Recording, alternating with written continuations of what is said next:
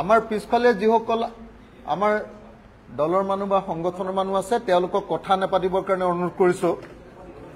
যাতে শান্তিৰে মই কথাখিনি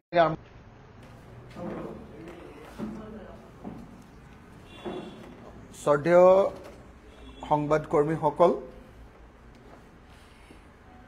বহুদিনৰ মূৰত যোৰহাট প্ৰেছ ক্লাবৰ পৰা আজি এই সংবাদমেল সম্বোধন কৰিছো যোৰহাট প্ৰেছ ক্লাবক সদায় নিজৰ ঘৰৰ অনুষ্ঠান যেন লাগে ইয়াৰ সাংবাদিকসকলক যোৰহাটৰ সাংবাদিকসকলক সদায় ঘৰৰ সাংবাদিক যেন লাগে কাৰণ মোৰ নিজৰ ঘৰ যিহেতু যোৰহাটত গতিকে সদায় আপোনালোকক লগ পালে ভাল লাগে মই প্ৰথমতে আপোনালোক সকলোকে আমাৰ সাংবাদিক আৰু সংবাদকৰ্মী সকলোকে আপোনালোকক স্বাগতম জনাই নমস্কাৰ জনাই আজি সংবাদমেলৰ কাম আৰম্ভ কৰিব খুজিছো আজি মূল বিষয়টো অসমত কেনেকৈ ভোটাৰ তালিকাৰ সংশোধন কৰিব লৈছে আৰু অসমৰ ভোটাৰ তালিকাৰ সংশোধনীৰ জৰিয়তে অসমৰ ভাগ্য কেনেকৈ বাহিৰৰ মানুহৰ হাতত তুলি দিব খুজিছে অসমৰ মানুহৰ ৰাজনৈতিক ভাগ্য কেনেকৈ বাহিৰৰ মানুহ বহিৰাগত অন্য ৰাজ্যৰ মানুহৰ হাতত তুলি দিব খোজা হৈছে সেই বিষয়লৈ মই আপোনালোকৰ সন্মুখত বক্তব্য দাঙি ধৰিম কিন্তু তাৰ আগতে এটা খবৰ আপোনালোকক দি ল'ব খুজিছো আৰু সেই কাৰণে আমাৰ অতি প্ৰিয় এডভোকেট হেমেন বৰা ডাঙৰীয়াক আমাৰ সৈতে ইয়াত বহুৱাইছো এই কাৰণে যে আজি আমাৰ কাৰণে এটা খুব ভাল খবৰ আছে আমি কা বিৰোধী আন্দোলনত প্ৰথমটো গোচৰত ফচিছিলো আমাৰ বিৰুদ্ধে প্ৰথমটো গোচৰ লাগিছিলে 2019 চনৰ 10 ডিসেম্বৰ তাৰিখৰ দিনা যোৰহাটতে মোক কা বিৰোধী আন্দোলনত গ্ৰেপ্তাৰ কৰা হৈছিল যোৰহাটত যি কা বিৰোধী আন্দোলনত যিটো গোচৰত গ্ৰেপ্তাৰ কৰিছিলে সেই গোচৰটোত কি হৈছিলে কা বিৰোধী আন্দোলনত যেতিয়া মোক গ্ৰেপ্তাৰ কৰিছিলে মোৰ লগতে আপোনাৰ লক্ষজ্যোতি গগৈক গ্ৰেপ্তাৰ কৰিছিলে মোৰ লগতে মানস কোঁৱৰক গ্ৰেপ্তাৰ কৰিছিলে আৰু দিব্যজ্যোতি শৰ্মাক গ্ৰেপ্তাৰ কৰিছিলে সেই গোচৰটোত তাৰ পৰৱৰ্তী সময়ত যোৰহাট জেলৰ পৰাই মোক আপোনালোকে সকলোৱে জানে যে এনআইএ ধৰি লৈ গৈছিলে দিল্লীলৈ আৰু মই সেই গোচৰটোত প্ৰায় 2 বছৰ মানে 10 ডিসেম্বৰ তাৰিখৰ পৰা 2019 চনৰ 10 ডিসেম্বৰ তাৰিখৰ পৰা 2021 চনৰ জুলাই মাহলৈকে জেলত থাকিলো প্ৰায় 2 বছৰ জেলত থাকিলো আৰু আজি সেই গোচৰটো খালাস একুইটেল বা সেই গোচৰটোৰ পৰা আমি মুক্ত হলো আজি যোৰহাটৰ ফাৰ্ষ্ট ক্লাছ মেজিষ্ট্ৰেট কোৰ্টত আমাক সেই গোচৰটো মুক্ত বুলি ঘোষণা কৰিলে একুইটেল দিলে খালাস দিলে বুলি কয় খালাস দিলে আমাৰ বিৰুদ্ধে আপোনাৰ সৰকাৰী অফিচাৰ বিলাকে সাক্ষী দিবলৈ আহিছিলে পুলিশ বিলাকে সাক্ষী দিবলৈ আহিছিলে সকলোৱে আমাৰ বিৰুদ্ধে কবলৈ চেষ্টা কৰিছিলে সৰকাৰী উকিলে আমাৰ বিৰুদ্ধে যথেষ্ট পৰিমাণে সক্ৰিয় ভূমিকা পালন কৰিছিলে এই আটাইবিলাক কৰাৰ পাছতো আলটিমেটলি আমি গুৱাহাটী উকিল সন্থাৰ সহযোগিতা এই গোচৰটোৰ পৰা সম্পূৰ্ণৰূপে মুক্ত হৈ গলো যোৰহাট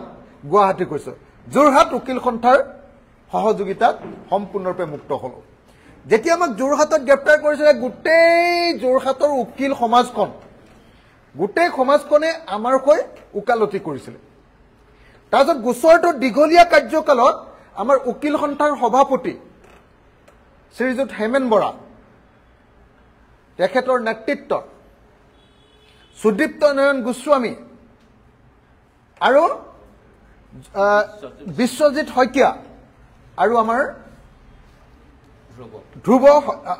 বৰুৱা তেখেতসকলে বিনামূলীয়াকৈ মানে আনকি উকালতনামাখনো তেখেতৰ টকাৰে কিনি আমি যে সহি কৰো উকালতনামাখনত সেই পইচাও আমাক খৰচ কৰিবলৈ নিদি যোৰহাট উকিল সন্থাই আমাক বিনামূলীয়াকে এই গোচৰটোৰ পৰা আমাক মুক্ত কৰি দিলে গতিকে প্ৰথম কথা অসমবাসী ৰাইজক ধন্যবাদ জনাইছো যে কা আন্দোলনৰ সময়ত 30টা মান গোচৰ মোৰ ওপৰত লগাইছিলে তাৰ ভিতৰত এতিয়ালৈকে 10-12টা মান গোচৰত মুক্ত হলো আজি যোৰহাটৰ গোচৰটোৰ পৰা মুক্ত হলো মনটো ভাল লাগিছে একুইটেল পালো আমাক বহুত ষড়যন্ত্ৰ কৰিছিলে হিমন্ত বিশ্ব শৰ্মাৰ উকিলে হিমন্ত বিশ্ব শৰ্মাৰ চৰকাৰে আমাক বহুত চেষ্টা কৰিছিলে নোৱাৰিলে গতিকে আজি ধন্যবাদ জ্ঞাপন কৰিলো আৰু এই কথাখিনি কৈয়ে এতিয়া মই মোৰ মূল বিষয়টোক লৈ আমাৰ সংবাদমেল সম্বোধন কৰিব খুজিছো এতিয়া সংবাদমেলৰ মূল বিষয়টো হ'ল যে এই যিখন ইলেকশ্যন কমিশ্যন অফ ইণ্ডিয়াৰ ফৰ্ম 8 দিছে 8 নম্বৰ ফৰ্ম এই ফৰ্মখন ফিল আপ কৰি ইলেকশ্যন কমিশ্যনাৰ মুখ্য নিৰ্বাচনী বিষয়া অসমৰ অনুৰাগ গোয়েলে কৈছে যে আমি নমিনেশ্যন পেপাৰ ফাইল কৰাৰ দুদিনৰ আগতো যদি কোনোবাই আবেদন কৰে দুদিনৰ আগতো যদি কোনোবাই আবেদন কৰে এই ফৰ্ম 8 খন লৈ তেতিয়া হলে সেই মানুহজনক তেওঁলোকে ভোট দিবৰ কাৰণে অনুমতি দিব সেইকাৰণে মই একেদিন আপোনালোকে সকলোৱে জানে মই দিল্লী আৰু মুম্বাইত আছিলো বিশেষ ৰাজনৈতিক কামত দিল্লী আৰু মুম্বাইত আমাৰ দলৰ কামত মই ঘূৰি আছিলো মই সময় পোৱা নাছিলো ডাইৰেক্টলি মুম্বাইৰ পৰা মই যোৰহাট আহিছো আজি গোচৰটোত উপস্থিত হ'বলৈ আৰু গোচৰটোত উপস্থিত হ'বলৈ আহি সেইকাৰণে পোনপটীয়াকে যোৰহাটৰ পৰাই মই প্ৰথমবাৰৰ কাৰণে অসমৰ ইতিহাস বদলাই দিব পৰা অসমৰ ৰাজনীতি বদলাই দিব পৰা এই বিশেষ সংশোধনী বিশেষ ভোটাৰ তালিকাৰ সংশোধনী বিষয়টোৰ ওপৰত ৰাইজৰ দলৰ বক্তব্য প্ৰকাশ কৰিছো মই ফৰ্ম 8 খন উধৰ পৰা মুধলৈকে 3বাৰ মান পঢ়িলো ফৰ্ম 8 খন উধৰ পৰা মুধলৈকে পঢ়ি মই যেটো বুজি পালো বুজি পোৱা কথাটো হ'ল যে ফৰ্ম 8ৰ জৰিয়তে আমি আবেদন কৰিব লাগিব যিবিলাকে নতুনকে ভোটাৰ তালিকাত নাম ভৰ্তি কৰিব খোজে ফৰ্ম 8ৰ জৰিয়তে আবেদনকাৰীৰ নাম আৰু ইলেকশ্যনৰ photo identity card EPIC number বুলি কয় যাক সেইটো উল্লেখ কৰিব লাগে ফৰ্ম নম্বৰ 8 অনুসৰি আবেদনকাৰীক দুটা অপচন দিয়া হৈছে অপচন নম্বৰ এ অনুসৰি আধাৰ নম্বৰটো উল্লেখ কৰিব লাগে আধাৰ নম্বৰটো উল্লেখ কৰিব লাগে আৰু অপচন নম্বৰ বি অনুসৰি আধাৰ নম্বৰ নাই বুলি ঘোষণা কৰি দিব লাগে মই আধাৰ নম্বৰ দিবলৈ অক্ষম কিয়নো মোৰ আধাৰ নম্বৰ নাই বুলি টিক মাৰিলে হৈ গল ফৰ্ম 8 খনত স্পষ্টকৈ লিখা আছে যে আপুনি নতুনকে আবেদন কৰিবলৈ খলে দুটাই ক্ৰাইটেৰিয়া বেসিক্যালি আছে এটা হল যে আপোনাৰ আধাৰ আছে নে নাই যদি আধাৰ আছে বুলি কয় তেতিয়ালে আধাৰ কাৰ্ডখন চাই দিলে নতুনকে ভৰুৱা মানুহজনৰ নামটো যদি উত্তৰ প্ৰদেশত বা বিহাৰত নামটো আছে তেতিয়া হলে হেতু উলাই পৰিব আধাৰ আছে বুলি কলে কিন্তু আপোনালোকে নিশ্চয় সকলোৱে এটো বস্তু জানে যে ভোট দিবৰ কাৰণে আধাৰ কাৰ্ড ম্যান্ডেটৰী নহয় সেইকাৰণে আধাৰ কাৰ্ড নাই বুলিও যদি আপুনি কয় তেতিয়া হলেও আপোনাক ভোট দিবলৈ দিব লাগিব আধাৰ কাৰ্ড নাই বুলি কলে কি হ'ব আধাৰ কাৰ্ড নাই বুলি কলে আপোনাৰ নামটো উত্তৰ প্ৰদেশ বা বিহাৰৰ ভোটাৰ লিষ্টত আছে নে নাই হেতু কোনেও পৰীক্ষা কৰিব নোৱাৰিব কথাটো ধৰিব পাৰিলে নে গতিকে নিৰ্বাচন আয়োগে যেটো কথা কৈ আছে যে নহয় তেওঁ বেলেগখন ৰাজ্যত নাম কৰ্তন কৰিলেহে আমাৰ ৰাজ্যত নাম অন্তৰ্ভুক্ত কৰিম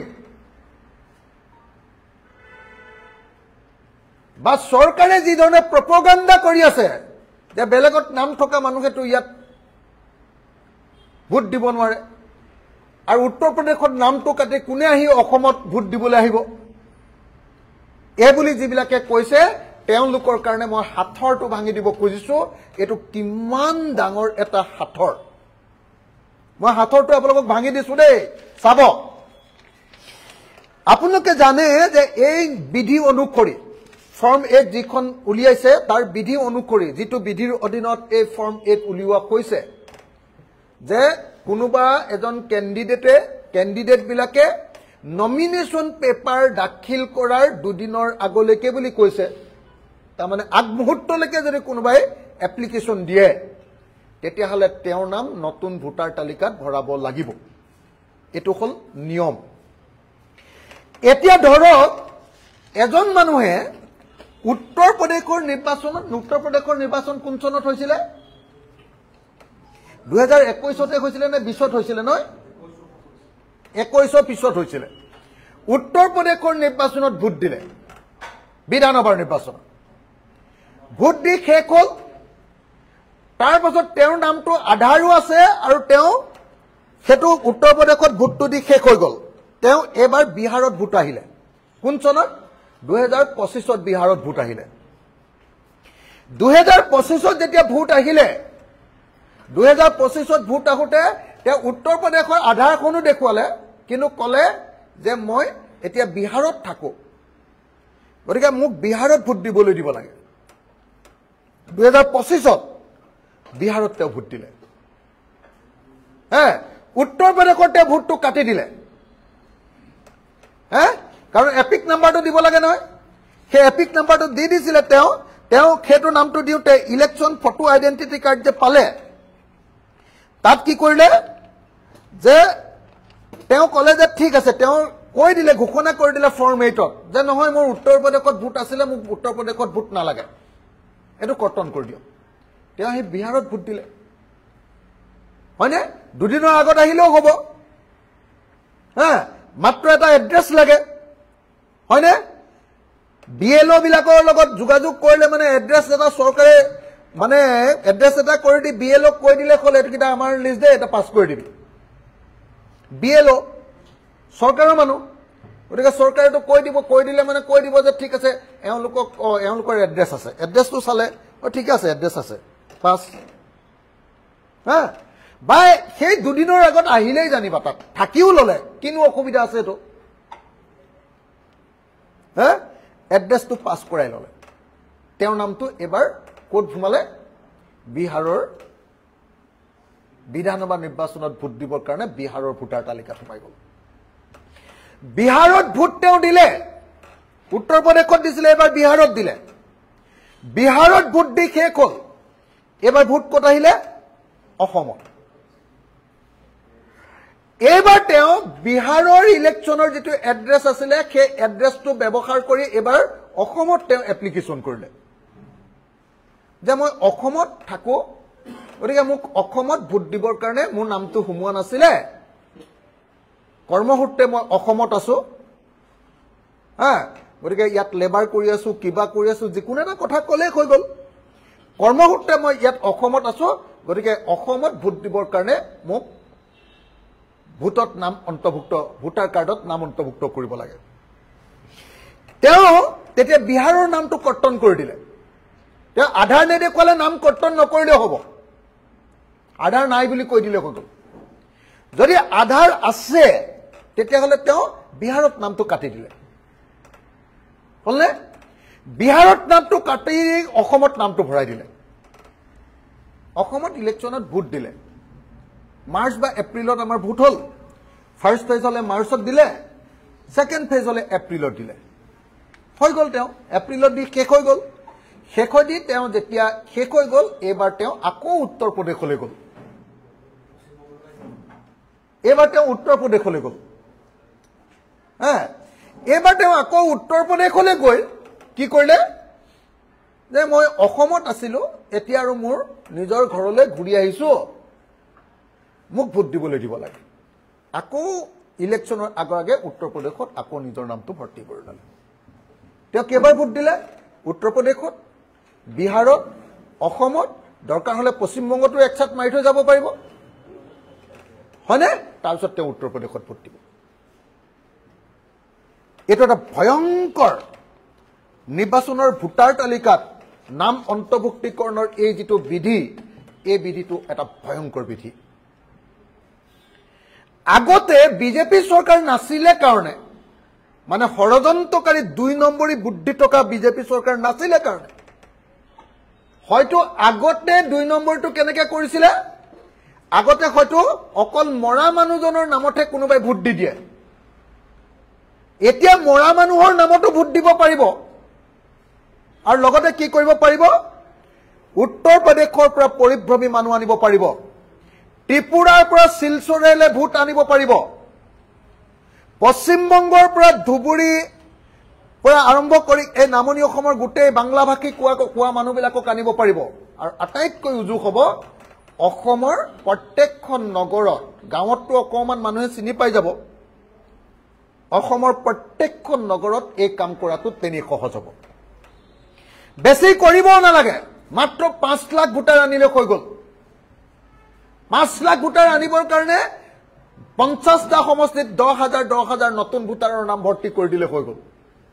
গেম চেঞ্জ, গোটেই খেলেই বদলাই দিব পাৰিব, চৰকাৰ গঠন কৰিব পাৰিব। কথাটো বুজিলে নে? 50টা সমষ্টিত যদি 10,000কে আনে, 50 × 10,000, 5 লাখ মানুহ। 5 লাখ মানুহ অনাটো এখন চৰকাৰ, কেন্দ্ৰীয় চৰকাৰ আৰু ৰাজ্য চৰকাৰৰ কাৰণে মামুলি কথা। সেইটো আপোনালোকৰ যোৰহাটৰ ৱাৰ্ডবিলাকত দিলেও কোনেও চিনি নাপাব, মোৰ শিৱসাগৰৰ ৱাৰ্ডত দিলেও চিনি নাপাব, মাৰ্ঘেৰিটাৰ ৱাৰ্ডত দিলেও বেংগলী মানুহে আহি দিলেও চিনি নাপাব, বিহাৰী মানুহে আহি দিলেও চিনি নাপাব, উত্তৰ প্ৰদেশৰ মানুহে দিলেও আহি চিনি নাপাব। আৰু এনেকে গোটেই নিৰ্বাচনটোত তেওঁলোকে প্ৰায় 20% মান ভোটৰ ইফাল সিফাল কৰি দিব পাৰিব। ইফালে মৃত মানুহবিলাকৰ নামত ভোট দিয়াটো আছেই, ইফালে ভোট দিবলৈ নহা মানুহবিলাকৰ নামত ভোট দিয়াটো আছেই। চাব দেই, মৃত মানুহৰ নামত ভোটটো দিয়াই, ভোট দিবলৈ নহা মানুহবিলাকৰ লিষ্ট বনাই ভোটটো দিয়াই, বাহিৰত থকা মানুহবিলাকক ট্ৰেইন বা এৰোপ্লেনৰ ভাড়া দি আনি ভোটটো দিয়াই, সেইটোতো আছেই। আৰু কি কৰিব পাৰিব, এতিয়া আটাইতকৈ ডাঙৰ কথা, এটা সমষ্টিত নতুনকে ভোটাৰ 10,000 যদি ভৰাই দিয়ে, তেতিয়াহ'লে 50টা সমষ্টিত যদি 10,000কে ভৰাই মাত্ৰ 5 লাখ ভোটাৰ, আৰু 5 লাখ ভোটাৰে গোটেই অসমত চৰকাৰ বদলাই নিজৰ মতে চৰকাৰ বনাই দিব পাৰিব, ধৰি ৰাখিব পাৰিব, নহলে বদলাই দিব পাৰিব। গতিকে আপোনালোকক মই ক'ব খুজিছো যে অন্য কোনো ব্যৱস্থাৰ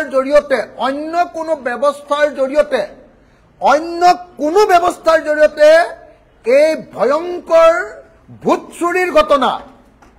এই ভয়ংকৰ ভোট ডকাইতিৰ ঘটনা, এই ভয়ংকৰ ইলেকশ্যনক কি কৰা, এইটো অপহৰণ, ইলেকশ্যনৰ ফলাফলক সম্পূৰ্ণৰূপে অপহৰণ কৰাৰ ঘটনা কোনো পধ্যে প্ৰতিৰোধ কৰা সম্ভৱপৰ নহয়। কোনোবাই ক'ব পাৰে যে আমাৰ নিজেৰ BLA যিবিলাক আছে, আমাৰ বুথ লেভেল এজেণ্ট আছে, এজেণ্টবিলাকে এইটো চাব পাৰিব। এজেণ্টে চালেও কোনো কাম নাই, যদি তেওঁলোকে ইয়াতে চালেও কোনো কাম নাই, লিগেলি এই মানুহবিলাকে আহিব পাৰিব, লিগেলি ভোট দি যাব পাৰিব, লিগেলি তেওঁ এবাৰ উত্তৰ প্ৰদেশত, লিগেলি তেওঁ এবাৰ বিহাৰত, লিগেলি তেওঁ এবাৰ অসমত, লিগেলি তেওঁ পশ্চিমবংগত, আৰু লিগেলি তেওঁ আকৌ উত্তৰ প্ৰদেশত ভোট দি এটা চাৰ্কুলত 5 বছৰৰ ভিতৰত তেওঁ 5খন ৰাজ্যত ভোটত জিকাই থৈ আহিব পাৰিব। আৰু তেনেকুৱা RSS আৰু বিজেপিৰ কেডাৰ আছে, কেডাৰহে লাগে। আৰু আজি ত্ৰিপুৰাত চৰকাৰ চলি আছে, ত্ৰিপুৰাৰ পৰা বৰাক উপত্যকালৈ বাঙালী মানুহ কেইজনমান অনাত কিবা অসুবিধা আছে নেকি আপুনি কওক, আপুনি নিজে ভাবক। পশ্চিমবংগৰ পৰা নামনি অসমলৈ মানুহ অনাত কিবা অসুবিধা আছে নেকি আপোনালোকে নিজে ভাবক। উত্তৰ প্ৰদেশ, বিহাৰ, হাৰিয়ানাৰ পৰা অসমৰ নগৰবিলাকৰ কাৰণে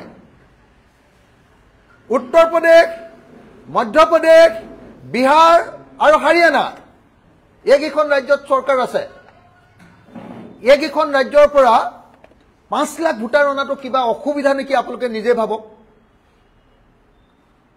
আমাৰ যোৰহাটত, আমাৰ শিৱসাগৰত, আমাৰ গোলাঘাটৰ টাউনত কোনে চিনি পাব? হয়, আমাৰ ভাড়াঘৰত আছে বুলি কৈ দিলে হৈ গ'ল ন কাহিনীটো। আৰু চবৰে নিজৰ নিজৰ বুথ কমিটিৰ সভাপতি, সম্পাদক, মেম্বাৰ আছে নিজৰ দলৰ বিজেপিৰ। তেওঁলোকে ক'ব হয় এওঁলোকৰ ঘৰত থাকে নহয়, আমাৰ ঘৰতে থাকে বুলি কৈ দিলে কিনো কৰিব পাৰিব? আমাৰ ঘৰত থাকে এনেকৈ কৈ দিব বুথ কমিটিৰ সভাপতিজনে। আৰু তাতনো কোন কোন থাকিব? আপোনালোকে সকলোৱে জানে পুলিং এজেণ্টজনহে থাকিব, বাকীটো চৰকাৰী বিষয়া, প্ৰব্লেমে নাই। গতিকে এইটো এটা ভয়ংকৰ ষড়যন্ত্ৰ ৰচনা কৰিছে বিজেপি দলে। মই আকৌ কৈছো, এটাটো মেচিনত কি গণ্ডগোল কৰিব পাৰে নোৱাৰে মই এতিয়ালৈকে নাজানো। ভোটাৰ তালিকাৰ কি ৰাহুল গান্ধীয়ে দেখুৱাই আছে যে ভোটাৰ তালিকাত কেনেকুৱা ধৰণৰ কেলেংকাৰী হ'ব পাৰে, সেইটো এটা অত্যন্ত গুৰুত্বপূৰ্ণ বিষয়। কিন্তু এতিয়াৰ যিটো সংশোধনী, এই সংশোধনীটো সাংঘাতিক মাৰাত্মক, যাক ইংৰাজীত গেম চেঞ্জিং বুলি কয়। সম্পূৰ্ণৰূপে নিৰ্বাচন দখল কৰি ল'ব পৰা এটা কাৰবাৰ, সম্পূৰ্ণৰূপে গোটেই দৃশ্যপট বদলাই দিব পৰাৰ, নাটক বদলাই দিব পৰাৰ, থিয়েটাৰ বদলাই দিব পৰা, চিনেমা বদলাই দিব পৰা, ঘটনা বদলাই দিব পৰা এটা কাম। মাত্ৰ 5 লাখ ভোটাৰ লাগে। এটা সমষ্টিত 10,000কে পঠিয়াই দিওঁ, 10,000 বাদ দিয়ক, কোনোবা সমষ্টিত 2,000 মানুহ ভৰাব পাৰিলেতো ইলেকশ্যনত বহু ঠাইত জিকি যাব। গতিকে এইটো এটা ভয়ংকৰ ঘটনা সংঘটিত হৈছে। মই ভাবো যে ইয়াৰ কাৰণে বিৰোধী দলবিলাকে, আমাৰ নিচিনা সৰু দলবিলাকে নহয়, আচলতে কংগ্ৰেছ বা অল ইণ্ডিয়া লেভেলৰ যিবিলাক ডাঙৰ ডাঙৰ পাৰ্টি আছে, তেওঁলোকে আচলতে সুপ্ৰিম কোৰ্টৰ আপোনাৰ যিটো কি কয় কনষ্টিটিউচনেল বেঞ্চত এইটোক চেলেঞ্জ কৰিব লাগিব। নহলে অন্য কোনো উপায়েৰে এইটোৰ পৰা উদ্ধাৰ হোৱাৰ কোনো ৰাস্তা নাই। সুপ্ৰিম কোৰ্টত চেলেঞ্জ কৰিব লাগিব এইটো, আৰু তাৰ পাছত সুপ্ৰিম কোৰ্টত চেলেঞ্জ কৰি এই বিধিটো সলাব লাগিব। এই বিধিটো সলাব লাগিব যে এখন ৰাজ্যত সেই ৰাজ্যখনৰ ভোটাৰে বিধানসভাখন তৈয়াৰ কৰে। অসমৰ মানুহে অসমৰ বিধানসভাখন কেনেকুৱা কৰিব তাৰ স্বপ্ন অসমীয়া মানুহে দেখে। উত্তৰ প্ৰদেশৰ পৰা 10,000 বা বিহাৰৰ পৰা 2,000, কানপুৰৰ পৰা 2,000, নাগপুৰৰ পৰা 1,000 মানুহ আহি এটা সমষ্টিত যদি ভোট দি অসমীয়া মানুহৰ ভাগ্য বদলাই দিব পাৰে, তেতিয়াহ'লে এই নিৰ্বাচনৰ কিবা অৰ্থ থাকিবনে? গতিকে বিজেপিয়ে বৰ্তমানৰ নিৰ্বাচনী ব্যৱস্থাটো প্ৰশাসন অৰ্থহীন এটা ব্যৱস্থাত পৰিণত কৰি পেলাইছে। আৰু সেইকাৰণে মই ভাবো এই ব্যৱস্থাটোৰ বিৰুদ্ধে আমি সকলো বিৰোধী দলে ঐক্যবদ্ধভাৱে প্ৰতিবাদ গঢ়ি তুলিব লাগে। মই আজি যোৰহাট প্ৰেছ ক্লাবৰ এই সংবাদমেলৰ পৰা আমাৰ বিৰোধী ঐক্য মঞ্চৰ সকলো দলৰ প্ৰতি বিনম্ৰভাৱে অনুৰোধ জনাইছো, ৰাজহুৱা অনুৰোধ জনাইছো যে অতি সোনকালে আমি বিৰোধী দলসমূহে নিৰ্বাচন আয়োগৰ এই কাৰ্যৰ বিৰুদ্ধে দুটা কাম কৰিব লাগে। এক, কোৰ্টত আবেদন কৰিব লাগে, সুপ্ৰিম কোৰ্টত। নাম্বাৰ 2, আমি ইয়াৰ বিৰুদ্ধে ব্যাপক ৰূপত জনমত গঠন কৰি এটা প্ৰতিবাদী কাৰ্যসূচী কৰি আন্দোলনৰ ৰূপ দিব লাগিব। এই গোটেই ঘটনাটোত অসমৰ জাতীয় সংগঠনবিলাকৰ এটা ব্যাপক ভূমিকা থাকিব লাগিব। সদৌ অসম ছাত্ৰ সন্থাৰ মূল কথাটোৱে আছিলে যে অসমৰ খিলঞ্জীয়া মানুহৰ নামেহে ভোটাৰ তালিকাত থাকিব লাগিব। এতিয়া অসমৰ বাহিৰৰ মানুহে গোটেই অসমৰ নিৰ্বাচনটো নিয়ন্ত্ৰণ কৰিব। এইটোৱে হ'ল এই বিজেপি চৰকাৰৰ ফৰ্ম 8ৰ জৰিয়তে কৰা গেম চেঞ্জিং প্লেন। গতিকে সদৌ অসম ছাত্ৰ সন্থা, অসম জাতীয়তাবাদী যুৱ ছাত্ৰ পৰিষদ, কৃষক মুক্তি সংগ্ৰাম সমিতি, ছাত্ৰ মুক্তি সংগ্ৰাম সমিতি আৰু অন্যান্য জাতীয় আৰু জনগোষ্ঠীয় প্ৰত্যেকটো সংগঠনে যিবিলাকে নিজৰ জাতিটোৰ কাৰণে লাগ লাগ মাতে, যিবিলাকে নিজৰ জাতিৰ অস্তিত্বৰ কাৰণে মাত মাতে, যিবিলাকৰ অসমৰ ৰাজনৈতিক ভৱিষ্যত বাহিৰৰ মানুহৰ হাতত পঠিয়াই দিয়াটো নিবিচাৰে, তেওঁলোক সকলোৱে ঐক্যবদ্ধ হৈ এইটো গণ আন্দোলনত পৰিণত কৰিব লাগিব। মই কথাটো ভালকে ব্যাখ্যা কৰিব পাৰিছো নে নাই নাজানো। যদি ব্যাখ্যা কৰিব পাৰিছো আৰু যদি বুজিব পৰা কৈছে, তেতিয়াহ'লে মানুহে বুজি পাব যে 2026 চনত ইলেকশ্যন খেলাৰ মাজত নেখেলা আৰু নেখেলাৰ মাজত কোনো ডিফাৰেন্সই নাই যদি এই ফৰ্ম 8 অনুসৰি এনেকৈ নতুনকৈ ভোটাৰে আহি নামটো ভৰাই দিব পাৰে উত্তৰ প্ৰদেশ বিহাৰ কানপুৰ নাগপুৰ মধ্যপ্ৰদেশৰ পৰা আহি গুজৰাটৰ পৰা আহি গোটেই যদি এনেকৈ নামটো ভৰাই দিব পাৰে গতিকে মই এই মুহূৰ্তত অসমৰ জাতীয় সংগঠনসমূহৰ প্ৰতি বিনম্ৰভাৱে অনুৰোধ জনাইছো মই অসমৰ সকলো বিৰোধী দলৰ প্ৰতি বিনম্ৰভাৱে আহ্বান জনাইছো যে ব্যাপক ঐক্যবদ্ধ গণ আন্দোলন গঢ়ি তোলা হোক অসমীয়া জাতিৰ ভৱিষ্যত ৰক্ষা কৰিবৰ কাৰণে ব্যাপক ঐক্যবদ্ধ গণ সংগ্ৰাম গঢ়ি তোলা হোক নাম্বাৰ 1 নাম্বাৰ 2 আমি সুপ্ৰিম কোৰ্টৰ দ্বাৰস্থ হৈ এই যেটো বিধি আছে এই বিধিটো বদলাবৰ কাৰণে বাধ্য কৰক আহক তাৰ বাহিৰে অন্য কোনো ট্ৰেডিশনাল উপায়েৰে ইয়াৰ পৰা অসমীয়া জাতি বচাৰ কোনো ৰাস্তা নাই মই এইখিনি কথা কৈয়ে আজিৰ সংবাদমেলৰ মূল বিষয়বস্তু সামৰণি মাৰিছো ধন্যবাদ জয় আই অসম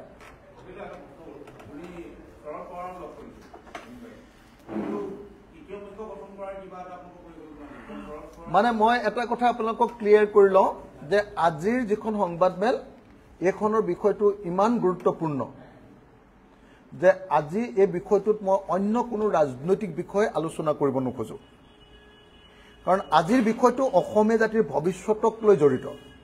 অসমীয়া জাতিৰ অস্তিত্ব আৰু অসমীয়া জাতিৰ ৰাজনৈতিক ভৱিষ্যত অৰ্থনৈতিক ভৱিষ্যতক লৈ জড়িত গতিকে ইমান এখন গুৰুত্বপূৰ্ণ সংবাদমেল মই যোৰহাট প্ৰেছ ক্লাবত দিছো যে এই বাতৰিটোৰ বাহিৰে আৰু অন্য কোনো বাতৰি যাতে নোলায় মানুহৰ মনোযোগ যাতে ডিস্ট্ৰেক্ট নহয় তাৰ কাৰণে মোক বেয়া নাপাব আজিৰ দিনটোত মই কাকো ব্যক্তিগত মই ইন্টাৰভিউ নিদিও আৰু আপোনালোকৰ প্ৰশ্নও মই আজি এন্টাৰটেইন নকৰো সৰি মোক যদি আপোনালোকে এছআৰআই সম্পৰ্কে এই ভোটাৰ তালিকা সংশোধনী সম্পৰ্কে কিবা যদি প্ৰশ্ন খুদে তেতিয়াহে মই আজি কম নহলে বিষয়টো বেলেগত ষ্ট্ৰেছ দি দিব মূল বিষয়টো এটো ইমান ডাঙৰ বিষয় নহয় আন্দোলন যেটো কাৰণত কৰিছিল সেই কামটো এই কাৰণে কৰিব লাগে অসম আন্দোলন যেটো কাৰণত কৰিছিল সেই আন্দোলনটো আজিও কৰিব লাগিব সদৌ অসম ছাত্ৰ সন্থাই যেটো সাংবিধানিক ৰক্ষা কবচৰ কথা কৈছে এই ফৰ্ম 8 8 নম্বৰ ফৰ্মখন বদলোৱাৰ কথাটো মানে ইয়াত অন্তৰ্ভুক্ত হ'ব লাগে এই ধাৰা বদলি কৰাৰ বিষয়টো অন্তৰ্ভুক্ত হ'ব লাগে ইমান গুৰুত্বপূৰ্ণ বিষয় গতিকে মই ভাবো যে আপোনালোকে আজি বেয়া নাপাব মই আপোনালোকক সন্মান কৰো আপোনাৰ গুৰুত্বপূৰ্ণ প্ৰশ্ন আছিল এটো মই কবলৈ পালে ভাল পালোহেতেন কিন্তু মই আজি কাকো এন্টাৰটেইন নকৰো এটাও ব্যক্তিগত ইন্টাৰভিউ নিদিও আৰু এটাও মই আপোনালোকক বেলেগ কথা নকওঁ এটো কথা কয়ে মোৰ আজি সংবাদমেল সামৰণি মাৰিছো ধন্যবাদ জয় অসম